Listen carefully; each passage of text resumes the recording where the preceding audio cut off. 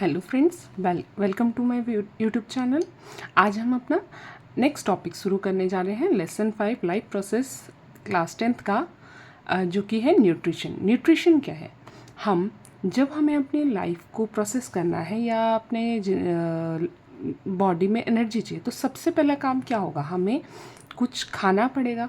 इसी प्रोसेस को जिसमें हम क्या करते हैं, बाहर से खाना कलेक्ट करके अपने बॉडी में यूटिलाइज करके करते हैं जिस खाने को एनर्जी के लिए, उसी को हम क्या कहते हैं? न्यूट्रिशन कहते हैं। तो इसको क्या कहेंगे? We need energy to do our day to day activity and we get this energy from the food we eat. ये सब मिलता कैसे है? डे टू डे एक्टिविटी के लिए जो एनर्जी आपको चाहिए उसके लिए आपको मिलता कहाँ से एनर्जी? आप जो खाना खाते हैं, खाने में आपका जो आप फ्रूट्स वेजिटेबल जो भी लेते हैं वो आपका क्या करते हैं? आपके एनर्जी को बिल्ड करता है आपकी बॉडी में। How living things get their food. अब लिविंग थिंग्स को अपना खाना कैसे मिलता है? देखो, general requirement for food is fulfilled in different ways in different organism. देखो, जितना सिंपलेस्ट एक ऑर्गेनिज्म होगा उसका जो न्यूट्रिशन प्रोसेस होगा वो उतना ही सिंपल होगा। वो डायरेक्ट कुछ ऐसी चीज़ें लेके जिसको उसे डाइजेशन तक करने की ज़रूरत नहीं है। पर we are a complex organism. तो हम खाना भी कॉम्प्लेक्स खाते हैं और उसको फिर वो उसी हिसाब से टूटता भी है एनर्जी बनाने के लिए। तो क्या है? General requirement for food is fulfilled in different ways in different organism. Some organisms use simple food material obtained from the inorganic sources in the form of carbon dioxide and water. These are called autotrophs. Autotrophs क्या है? कुछ ऐसे हमारे organism हैं हमारे आसपास जो बहुत ही सिंपल, जिसमें डायरेक्ट लाइक कार्बन डाइऑक्साइड या वाटर की फॉर्म में जो अपना खाना ले लेते हैं, तो उन ऑर्गेनिज्म को क्या कहा जाता है? ऑटोट्रॉप्स। ऑटोट्रॉप्स वैसे क्या होते हैं? ऐसे कोई भी ऑर्गेनिज्म जो अपना खाना स्वयं बनाते हैं। जैसे कि हमारे आसपास हमारे ग्रीन प्लांट्स जितने भी हैं वो सब ऑटोट्रॉप्स होते हैं। क्या करते हैं? वो simply carbon dioxide, water, sunlight इन सबको यूज़ करके अपना खाना खुद बनाते हैं, तो इसीलिए उनको क्या कहा जाता है? ऑटोट्रॉप्स। नेक्स्ट हमारे आते हैं हेट्रोट्रॉप्स। वो क्या है?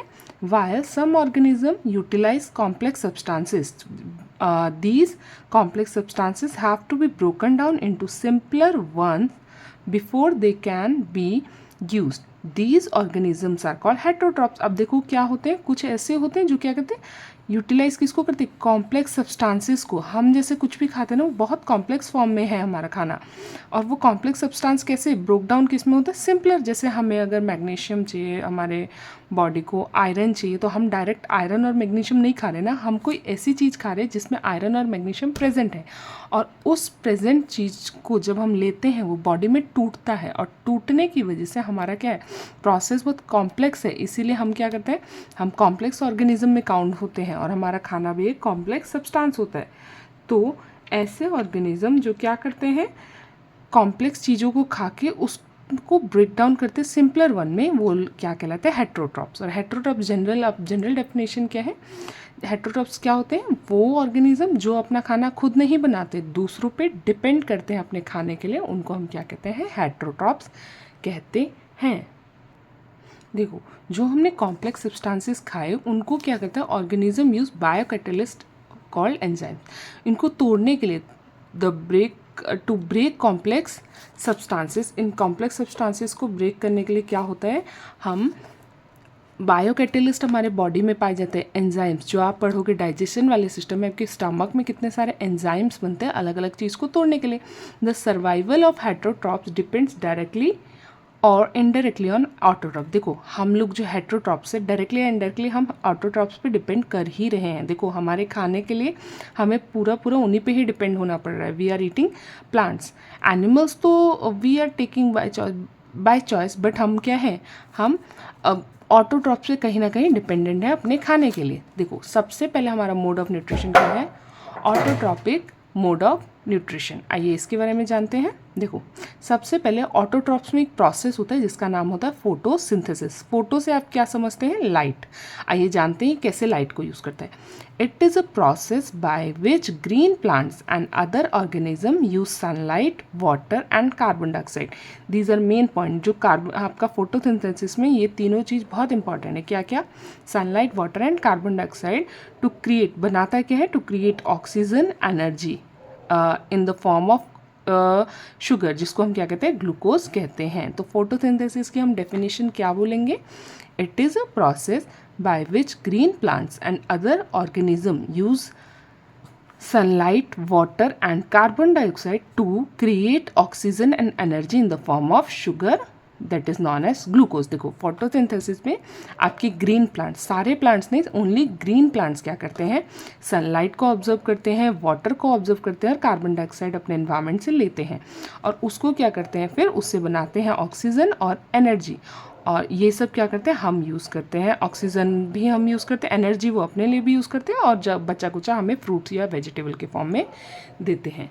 नेक्स्ट हमारे पास क्या है, carbon and energy requirements of autotrophic organisms are fulfilled by photosynthesis. देखो फोटोसिंथेसिस से क्या है, प्लांट्स के जो कार्बन या फिर एनर्जी की रिक्वायरमेंट होती है वो भी उससे पूरा होता है।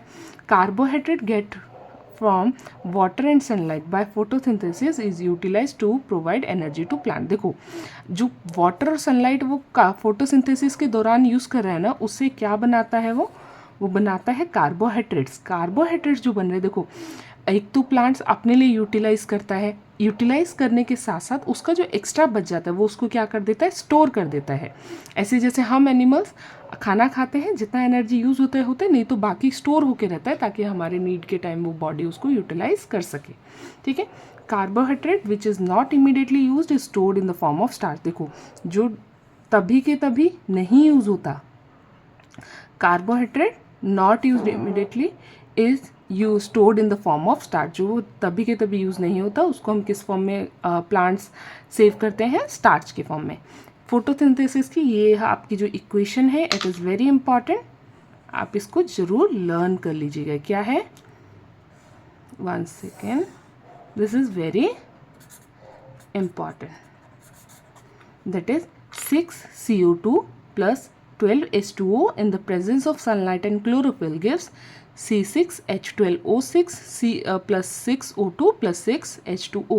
देखो कार्बन डाइऑक्साइड, वाटर और साथ में क्या है, क्लोरोफिल एंड सनलाइट, इसकी हेल्प से क्या बनाते हैं, ग्लूकोज। ये एक तरीके का शुगर है, साथ में ऑक्सीजन और वाटर भी ये बनाते हैं। अब यहाँ पे हमारे क्वेश्चन आता है कि क्लोरोफिल क्या होता है। देखो क्लोरोफिल क्या है, ग्रीन कलर का पिगमेंट जो प्लांट के अंदर मिलता है, ये किस लिए हेल्प करता है, उनको लाइट एनर्जी को एब्जॉर्ब करने में हेल्प करता है। Chlorophyll is green colour pigment present in all green plant that helps in taking in light from sun for the process of photosynthesis। ये किस लिए हेल्प करता है, फोटोसिंथेसिस के दौरान ये हेल्प करता है ताकि वो लाइट को एब्जॉर्ब कर सके प्लांट। नेक्स्ट हमारे पास टॉपिक है कि फोटोसिंथेसिस के दौरान होता क्या है, व्हाट हैपन्स ड्यूरिंग फोटोसिंथेसिस। आइए जानते हैं। Absorption of light energy by chlorophyll. Chlorophyll क्या करता है, लाइट एनर्जी जो हमें सनलाइट से मिल रही होती है उसको एब्जॉर्ब करता है। Conversion of light energy to chemical energy and splitting of water molecules into hydrogen and oxygen. देखो जो हमने सनलाइट लिया था वो तो लाइट एनर्जी से केमिकल एनर्जी में चेंज हो गया और साथ में जो वाटर मॉलिक्यूल्स थे वो किस में चेंज हो गए, हाइड्रोजन और ऑक्सीजन में। अब क्या होता है, reduction of carbon dioxide into carbohydrate, और जो हमारा कार्बन डाइऑक्साइड उसने लिया था वो किस में रिड्यूस होकर बन जाता है, कार्बोहाइड्रेट, जो एक फॉर्म ऑफ एनर्जी है जो प्लांट यूज़ करती है अपने लाइफ प्रोसेस के लिए, अपनी एनर्जी रिक्वायरमेंट के लिए। और होप ये क्लास आपको पसंद आई होगी, कमेंट ज़रूर कीजिएगा and don't forget to hit the like button, please subscribe the channel. Thank you.